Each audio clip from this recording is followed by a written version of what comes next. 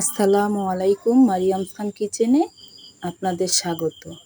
আশা করি সবাই ভালো আছেন। আজকে নিয়ে আসলাম গোলাপ জামুন। এটা খেতে খুবই মজা। কথা আর বাড়াবো না, চলে আসব মূল উপকরণ। এখানে আমি হাফ কাপ ময়দা নিয়েছি আর নিয়েছি 50 গ্রাম ডিপ্লোমা গুঁড়ো দুধ। আপনারা চাইলে যে কোনো ব্র্যান্ডেরই গুঁড়া দুধ নিতে পারবেন। কেচি দিয়ে কেটে আমি পুরো প্যাকেটের গুঁড়ো দুধগুলো ঢেলে দিলাম আর দিয়ে দিলাম 1 চামচ চিনি। এখানে আমি লাল চিনিটা নিয়েছি। আর দিয়ে দিলাম আধা চা চামচ বেকিং পাউডার আর দিয়ে দিলাম 1 চামচ ঘি। আপনারা চাইলে তেলও ব্যবহার করতে পারবেন। তো সবগুলো উপকরণ আমি ভালোভাবে মিশিয়ে নিব। উপকরণগুলো ভালোভাবে মেশানো হয়ে গেছে। এখানে আমি একটা বাটি নিয়েছি আর নিয়েছি একটা ডিম। ডিমটা আমি চামচ দিয়ে ভালোভাবে ফেটিয়ে নিব। ডিমটা আমার ভালোভাবে ফেটানো হয়ে গেছে। এবার আমি সব উপকরণের সাথে ভালোভাবে মিশিয়ে নিব। মিষ্টির জন্য ডো তৈরি করে নিচ্ছি। দেখতেই পাচ্ছেন কিভাবে মেখে নিচ্ছি। এটা বেশি পাতলাও হবে না, আবার শক্ত হবে না। পুরো ডিমটাই আমি ঢেলে দিব। পুরো ডিমটাই ঢেলে দিয়েছি। এবার ভালোভাবে ডিমের সাথে সব উপকরণগুলো মিশিয়ে নিব। সবগুলো উপকরণ ভালোভাবে মেশানো হয়ে গেছে। এবার আমি হাতটা পরিষ্কার করে নিব। হাতটা পরিষ্কার করে নিয়েছি। আমি হাতে ঘি মাখিয়ে নিয়েছি। এবার আমি মিষ্টিগুলো বানিয়ে নিব। আমি আজকে বড় সাইজের মিষ্টি বানাবো গোল গোল করে। তো প্রথমে লম্বা করে নিলাম, পরে গোল করে নিলাম। দেখতেই পাচ্ছেন কিভাবে মিষ্টিগুলো বানাচ্ছি। 2 হাতে তালুর সাহায্যে একটা মিষ্টি বানানো হয়ে গেছে। সবগুলো মিষ্টি আমার বানানো হয়ে গেছে। চলে আসলাম ভাজার জন্য। প্যান বসিয়ে দিয়েছি। প্যানে তেল দিয়ে দিলাম। গরম হয়ে গেছে, মিষ্টিগুলো দিয়ে দিব।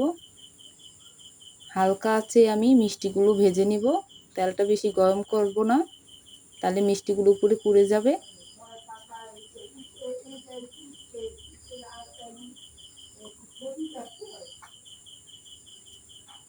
সব মিষ্টিগুলো দিয়ে দিলাম। এক পাশ হয়ে গেছে, উল্টিয়ে নিলাম।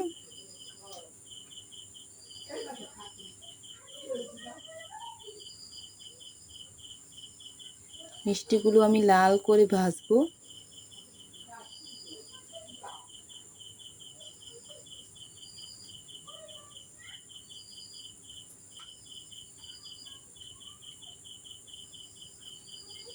মিষ্টিগুলো ভাজা হয়ে গেছে।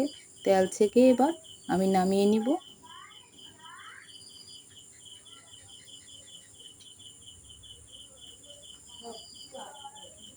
চলে আসলাম শিরা তৈরির জন্য। এখানে আমি 1 কাপ চিনি দিয়ে দিলাম। এখানে আমি লাল চিনি ব্যবহার করেছি। আর দিয়ে দিলাম 2 কাপ পরিমাণ পানি। চিনিটা গলে গেছে। এই পর্যায়ে আমি মিষ্টিগুলো দিয়ে দিব।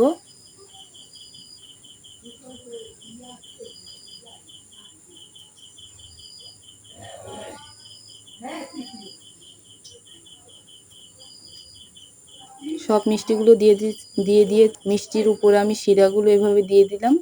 দেখতেই পাচ্ছেন কিভাবে শিরাগুলো মিষ্টির উপরে আমি দিয়ে দিয়েছি।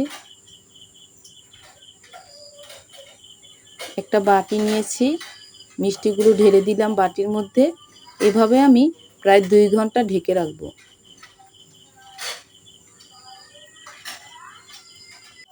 চলে আসলাম 2 ঘন্টা পর। দেখুন মিষ্টিগুলো রসা খেয়ে একদম টইটম্বুর হয়ে গেছে। আমি আরেকটা বাটিতে ঢেলে নিয়েছি পরিবেশন করার জন্য। একটা মিষ্টি উঠিয়ে নিলাম চামচ দিয়ে, একটুখানি শিরা নিলাম, কেটে দেখাচ্ছি আমি। দেখুন মিষ্টিগুলো কতটা সফট হয়েছে। দেখুন মিষ্টিগুলো একদম ভিতরে রসা ঢুকে গেছে। ভিডিওটি ভালো লাগলে লাইক, কমেন্ট, চ্যানেলে নতুন হয়ে থাকলে প্লিজ সাবস্ক্রাইব করবেন। আজ এ পর্যন্তই। ভালো থাকবেন, সুস্থ থাকবেন। আল্লাহ হাফেজ।